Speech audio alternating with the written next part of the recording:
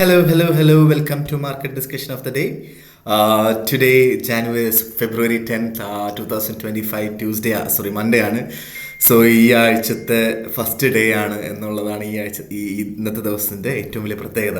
Okay, so നമുക്ക് എല്ലാ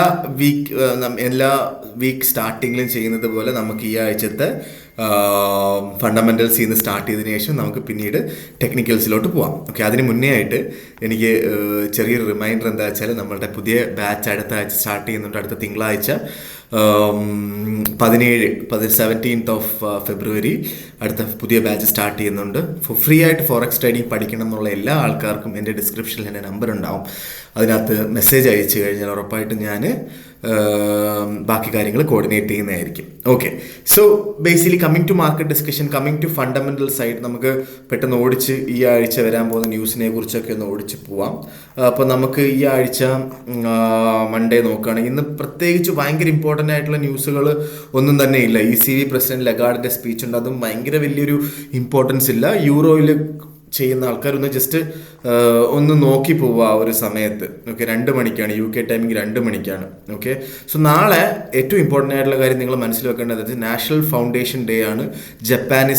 ജപ്പാനിൽ നിന്നുള്ള, അപ്പോൾ ജാപ്പനീസ് ചെന്നിൽ ട്രേഡ് ചെയ്യുന്നുള്ള ആൾക്കാർ നാളെ ഒന്ന് മാറി നിൽക്കുന്നത് നല്ലതായിരിക്കും. കാരണം എന്താ പറയുക, ജപ്പാൻ മാർക്കറ്റ് ഇല്ല. ഓക്കെ, സോ 12:15 UK നമ്മുടെ ബാങ്ക് ഓഫ് ഇംഗ്ലണ്ട് ഗവർണർ ബെയ്ലിയുടെ സ്പീച്ച് ഉണ്ട്. അതിനുശേഷം 3 മണിക്ക് UK ടൈമിംഗ് 3 മണിക്ക് ഫെഡ് ചെയർ പവൽ സ്പീച്ച് ഉണ്ട്, ടെസ്റ്റിമോണിയലുണ്ട്. സോ അതും ഭയങ്കര വലിയ ഇമ്പോർട്ടൻ്റ് ആയിട്ട് കണക്കാക്കേണ്ട ആവശ്യമൊന്നും ഇല്ല. പക്ഷേ ബുധനാഴ്ച വളരെ ഇമ്പോർട്ടൻ്റ് ആയിട്ടുള്ള, നമ്മളെപ്പോഴും മാർക്കറ്റിൽ നിന്ന് മാറി നിൽക്കണം എന്ന് പറയുന്ന CPIയുടെ ന്യൂസ് ഉണ്ട്. ഇനി UK ടൈമിംഗ് 1:30 മണിക്കാണ് CPIയുടെ ന്യൂസ് വരുന്നത്. ആ സമയം കംപ്ലീറ്റ് ആയിട്ട് അതിന് മുന്നേ ആയിട്ട് ഇന്ത്യൻ ടൈമിംഗ് ഒരു 5 മണിക്കൊക്കെ മുന്നേ ആയിട്ട് മാർക്കറ്റിൽ നിന്ന് മാറി നിൽക്കുന്നതായിരിക്കും ഏറ്റവും ബെറ്റർ. പിന്നെ എല്ലാ ബുധനാഴ്ചയും വരുന്ന പോലെ ക്രൂഡ് ഓയിൽ സ്റ്റോക്ക് ചേഞ്ച് ഉണ്ട്, പിന്നീട് ഫെഡ് ഷെയറിൻ്റെ സ്പീച്ച് ഉണ്ട്, പവലിൻ്റെ സ്പീച്ച് ഉണ്ട്. അപ്പോൾ അതൊന്ന് ജസ്റ്റ് നോക്കി വെക്കുക. എന്തായാലും നമ്മൾ ബുധനാഴ്ച ട്രേഡ് ചെയ്യുന്നില്ല എന്ന് തീരുമാനിച്ച പിന്നെ ഇതൊന്നും പ്രശ്നമില്ലല്ലോ, അല്ലേ? പക്ഷേ വ്യാഴാഴ്ച നമുക്ക് GBPയിൽ ട്രേഡ് ചെയ്യുന്ന ആൾക്കാർക്ക് വളരെ ഇമ്പോർട്ടൻ്റ് ആയിട്ടുള്ള ന്യൂസ് ഉണ്ട്. കാരണം UK എന്നുള്ള GDP അനൗൺസ്മെൻ്റ് ആണ് വ്യാഴാഴ്ച വരുന്നത്. ഓക്കെ, സോ നമുക്ക് ബുധനാഴ്ച കഴിഞ്ഞതിന് ശേഷം വ്യാഴാഴ്ച GBPക്ക് ശേഷം മാത്രം എന്താ പറയുക, GDPക്ക് ശേഷം മാത്രം GBP തൊടുക എന്നുള്ളതാണ് പറയാനുള്ളത്. ഓക്കെ, സോ അതിനുശേഷം നമുക്ക് ബുധനാഴ്ച വേറെ പ്രത്യേകിച്ച് ഭയങ്കര ഇമ്പോർട്ടൻ്റ് ആയിട്ടുള്ള ന്യൂസ് ഒന്നുമില്ല. പക്ഷേ 1:30 മണിക്ക് ഇനിഷ്യൽ ജോബ്ലെസ് ക്ലെയിം വരുന്നുണ്ട്. അത് എല്ലാ ആഴ്ചയിലും വരുന്ന ന്യൂസാണ്. വളരെ വലിയൊരു ഒരു എന്താ ഡയറക്ഷണൽ ചേഞ്ചോ അങ്ങനെയൊന്നും ഉണ്ടാക്കാനുള്ള പോസിബിലിറ്റി അതിനും ഇല്ല. പക്ഷേ വെള്ളിയാഴ്ച റീറ്റെയിൽ സെയിൽസ് വരുന്നുണ്ട്. നമ്മളെപ്പോഴും മാറി നിൽക്കണം എന്ന് പറയുന്ന ഒരു ദിവസമാണ് എന്ത്, റീറ്റെയിൽ സെയിൽസ് എന്ന് പറയുന്നത്. അപ്പം വ്യാഴാഴ്ച റീറ്റെയിൽ സെയിൽസ് വരുന്നുണ്ട്. അപ്പോൾ അന്ന് മാറി നിൽക്കുക, മാർക്കറ്റിൽ നിന്ന് കംപ്ലീറ്റ് ആയിട്ട് മാറി നിൽക്കുന്നതായിരിക്കും ബെറ്റർ എന്നുള്ളതാണ് എനിക്ക് പറയാനായിട്ടുള്ളത്. ഓക്കെ, സോ ഇന്ത്യൻ ഷെയർ മാർക്കറ്റിലൊക്കെ ട്രേഡ് ചെയ്യുന്ന ആൾക്കാർക്ക് ഇപ്പം എന്താ പറയുക, ബുധനാഴ്ച ഇന്ത്യ എന്നുള്ള CPIയുടെ ന്യൂസും വരുന്നുണ്ട്. ജസ്റ്റ് ഒന്ന് പറഞ്ഞതേ ഉള്ളൂ, കണ്ടപ്പോൾ പറഞ്ഞതേ ഉള്ളൂ. ഓക്കെ, സോ ഇതാണ് ബേസിക് ആയിട്ടുള്ള നമ്മളുടെ എന്താ പറയുക ഫണ്ടമെൻ്റൽ സൈഡിൽ നിന്ന് ഈ ആഴ്ച വരാൻ പോകുന്ന ന്യൂസുകളെ പറ്റി പറഞ്ഞു കഴിഞ്ഞാൽ. ഓക്കെ, സോ നമുക്ക് 2 ദിവസം മാറി നിൽക്കുക.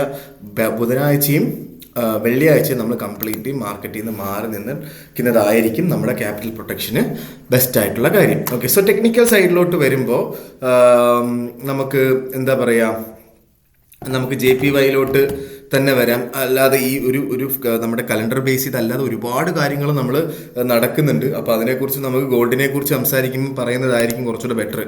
അപ്പം നമുക്ക് JPY ഇന്ന് ഒരു ജമ്പ് അപ്പായിട്ടാണ് സ്റ്റാർട്ട് ചെയ്തത്. നമുക്ക് എല്ലാവർക്കും കാണാം, ഓൾമോസ്റ്റ് ഇവിടെയാണ് സ്റ്റാർട്ട് ചെയ്തത്, ഇവിടെയാണ് മാർക്കറ്റ് അവസാനിച്ചത്. 151.40 വെള്ളിയാഴ്ച അവസാനിച്ചിട്ട് 151.78 മാർക്കറ്റ് സ്റ്റാർട്ട് ചെയ്തത്. ജമ്പ് അപ്പ് സ്റ്റാർട്ടായിരുന്നു GBPയിൽ ഈ വട്ടം വന്നിട്ടുള്ളത്. ഓക്കെ, സോ GBP ആ ഒരു GBPയുടെ ഇന്നത്തെ റേഞ്ച് നമ്മൾ നോക്കിക്കഴിഞ്ഞാൽ ഒരു 151 ടു ഒരു ഹയർ റേഞ്ചിൽ 154 വരെ പോകാനുള്ള എല്ലാ പോസിബിലിറ്റിയും നമ്മൾ കാണുന്നുണ്ട്. ഓക്കെ, അതാണ് ഒരു വൈഡർ റേഞ്ച് GBPയുടെ പറഞ്ഞു കഴിഞ്ഞാൽ. അപ്പോൾ എവിടെയാണ് നമുക്കൊരു ബെറ്റർ ബൈ പോയിന്റ് എന്ന് എൻ്റെ അടുത്ത് ചോദിച്ചു കഴിഞ്ഞാൽ ഞാൻ പറയും 151 അടുത്ത് നമുക്ക് മാർക്കറ്റ് കിട്ടിക്കഴിഞ്ഞാൽ അവിടുന്ന് നല്ലൊരു ബൈ പോയിന്റ് ആയിരിക്കും. ഓക്കെ, സോ ഇതിൻ്റെ ഇടയ്ക്ക് ഇന്ന് ബൈ എടുക്കാതിരിക്കുന്നതായിരിക്കും ബെറ്റർ എന്നുള്ളതാണ് എനിക്ക് പറയാനായിട്ടുള്ളത്. കാരണം എന്താ പറയുക, അല്ലെങ്കിൽ നമുക്ക് ഇപ്പം 152 മുകളിലായിട്ട് മാർക്കറ്റ് ഓപ്പൺ ആയിട്ടുണ്ടായിരുന്നു കഴിഞ്ഞ 9 മണിക്കുള്ള ക്യാൻഡിലും 8 മണിക്കുള്ള ക്യാൻഡിലും കഴിഞ്ഞ 2 മണിക്കൂറത്തെ ക്യാൻഡിൽ 152 മുകളിലായിട്ടായിരുന്നു. അപ്പം നമുക്ക് ഒരു മാർക്കറ്റ് ഓപ്പണിംഗ്, അതായത് യൂറോപ്പ് ഓപ്പൺ ആയ സമയത്ത് 152 മുകളിൽ സ്റ്റാർട്ട് ചെയ്തു. ഇനി നമുക്ക് യൂറോപ്പ് ഓപ്പൺ ആയപ്പോൾ അല്ലല്ലോ, ഏഷ്യ ക്ലോസ് ആയപ്പോൾ 152 മുകളിൽ ഓപ്പൺ ആയി. അപ്പം നമുക്ക് എന്ത് ചെയ്യാം, US ഓപ്പൺ ആവുന്ന US സെഷൻ സ്റ്റാർട്ട് ചെയ്യുന്ന സമയത്ത് UK ടൈമിംഗ് 1:30 മണിക്ക്, ഇന്ത്യൻ ടൈമിംഗ് 6:30 മണിക്ക് നമ്മൾ മാർക്കറ്റ് 152 അടുത്തൊക്കെ ആണെങ്കിൽ അവിടുന്ന് വേണമെങ്കിൽ നമുക്ക് ബൈ ചെയ്തുകൊണ്ട് സ്റ്റാർട്ട് ചെയ്യാം. ഓക്കെ, സ്റ്റോപ്പ് ലോസ് എന്തായാലും വേണം. ഇന്നത്തെ ലോയുടെ താഴെയായിട്ട് ഇട്ടാലും മതി. 151.70 താഴെയായിട്ട് ഒരു $1-2 $151.50 ഒക്കെ സ്റ്റോപ്പ് ലോസ് ഇട്ടാൽ ഒരു ബെറ്റർ സ്റ്റോപ്പ് ലോസ് ആയിരിക്കും എന്നുള്ളതാണ് എനിക്ക് പറയാനായിട്ടുള്ളത്.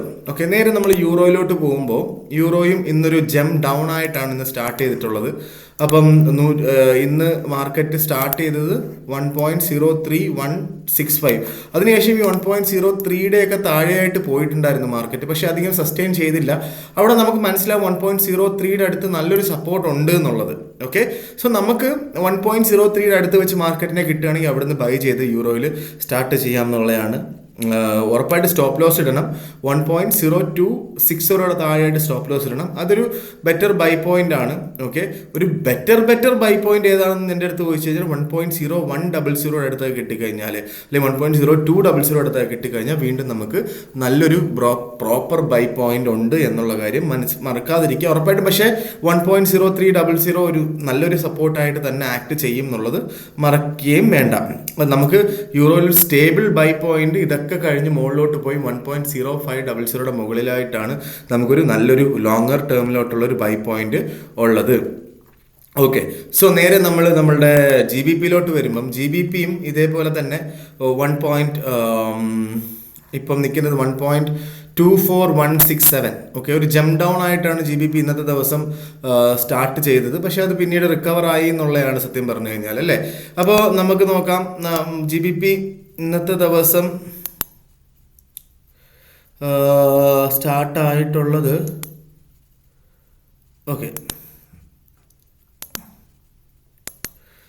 സോ GBP ഇന്നത്തെ ദിവസം നമുക്ക് ഓൾമോസ്റ്റ് ഒരു 1.23915 ആ ഒരു റേഞ്ചിലൊക്കെയാണ് സ്റ്റാർട്ടായിട്ടുള്ളത്. മാർക്കറ്റ് ജസ്റ്റ് ഒന്ന് താഴോട്ട് പോയായിരുന്നു. പിന്നീട് ഇപ്പം മാർക്കറ്റ് 1.2400 മുകളിലായിട്ടാണ് ഇപ്പം നിൽക്കുന്നത്. പക്ഷെ സസ്റ്റെയിൻ ആയോ എന്ന് ചോദിച്ചാൽ സസ്റ്റെയിൻ ആയിട്ടില്ല എന്ന് നമുക്ക് വേണമെങ്കിൽ കാണാം. ഓക്കെ, പക്ഷേ GBP ഉറപ്പായിട്ടും അപ് ട്രെൻഡ് ആണ്. ഒരു ബെറ്റർ ബൈ പോയിന്റ് 1.2300 എത്തിക്കഴിഞ്ഞാലാണ്. പക്ഷേ എല്ലാ 100 പോയിന്റിലും ബൈ ചെയ്യണം എന്നുള്ളൊരു കാഴ്ചപ്പാടിലാണ് ഞാൻ. ഓൾറെഡി ഒരു ബൈ എടുത്തിട്ടുണ്ട്. ഓക്കെ, സോ നമ്മൾ ഇനി 1.2300 പോയി കഴിഞ്ഞാൽ വീണ്ടും ഞാൻ ബൈ ചെയ്യും. അത് നിങ്ങളുടെ ക്യാപിറ്റൽ അനുസരിച്ചിട്ട് നിങ്ങളുടെ പൊസിഷൻസ് നിങ്ങൾ തന്നെ അലോക്കേറ്റ് ചെയ്യേണ്ടതാണ്. ഇതെല്ലാം ബൈ പോയിന്റ്സ് ആണ്. കാരണം GBP അത്യാവശ്യം നല്ല ലോ നിൽക്കുകയാണ്. അപ്പോൾ നമുക്ക് ഇവിടുന്ന് ബൈ ചെയ്തില്ലേ പിന്നെ ഇവിടുന്ന് നമ്മൾ ബൈ ചെയ്യുന്നത്, അല്ലേ? ഉറപ്പായിട്ടും at the end of the year നമുക്കൊരു 1.3500 അല്ലെങ്കിൽ 1.400 ആ റേഞ്ചിലോട്ടൊക്കെ GBP എത്തും എന്നുള്ളതാണ് എനിക്ക് തോന്നുന്ന കാര്യം. അതുകൊണ്ടാണ് ഞാൻ ലോവർ പോയിന്റിൽ നിന്ന് വേടിക്കുക എന്നുള്ള കാര്യം പറയുന്നത്. ഓക്കെ, സോ നേരെ നമ്മളുടെ ഗോൾഡിലോട്ട് വരികയാണെങ്കിൽ ഗോൾഡ് വീണ്ടും ഓൾ ടൈം ഹൈ ആയി 2902. എവിടോട്ടാണ് ഈ സാധനം പോകുന്നതെന്ന് നമുക്കറിയില്ല. നമുക്ക് എല്ലാവർക്കും അറിയാം ഗോൾഡിലൊന്നും ഇത്രയും പൈസയില്ല. ഒരു ഊതി പെരുപ്പിച്ച ഒരു ബലൂൺ പോലെയാണ് സത്യം പറഞ്ഞാൽ ഗോൾഡ് ഇപ്പം നിൽക്കുന്നത്. ഓക്കെ, മനസ്സിലാക്കേണ്ട കാര്യം, ഒരു US മാർക്കറ്റ് ഓപ്പൺ ആയതിനു ശേഷം വളരെ വലിയൊരു ഫ്ലക്ച്വേഷൻ ഉണ്ടാകാനുള്ള എല്ലാ പോസിബിലിറ്റിയും ഉണ്ട്. ഓക്കെ, കാരണം ഒരുപാട് കാര്യങ്ങൾ ട്രംപ് പറയുന്നത് ഗാസ ഏറ്റെടുക്കണം എന്നുള്ള കാര്യം കഴിഞ്ഞ ആഴ്ച പറഞ്ഞിട്ടുണ്ടായിരുന്നു. അത് വീണ്ടും പറയുന്നുണ്ട്. കൺട്രീസിന് മേൽ ഏർപ്പെടുത്തിയ താരിഫുകൾ കൂട്ടാനായിട്ടുള്ള കാര്യങ്ങൾ പറയുന്നുണ്ടായിരുന്നു. ഓക്കെ, സോ ഈ റീസെൻ്റ് ആയിട്ട് വന്നൊരു സംഭവം എന്താ വെച്ചാൽ അലൂമിനിയത്തിൻ്റെയും സ്റ്റീലിൻ്റെയും താരിഫ് കൂട്ടണം എന്നുള്ളൊരു സ്റ്റേറ്റ്മെൻറ്റ് ഇറക്കിയിട്ടുണ്ടായിരുന്നു.